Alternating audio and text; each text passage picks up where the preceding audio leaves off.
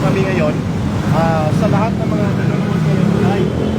Kung hindi tayo papayagan dito, huwag tayong umatras. Doon tayo sa may People Power EDSA Shrine o kaya sa People Power Monument.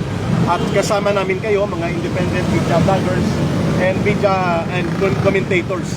Kayo po ang magbibigay ng boses. At sapagkat bukas, wala na po ang Senate Floripo na ito mabubura na. Bakit? Magkakaroon na po ng Tracy Ugas bukas. Kompleto na.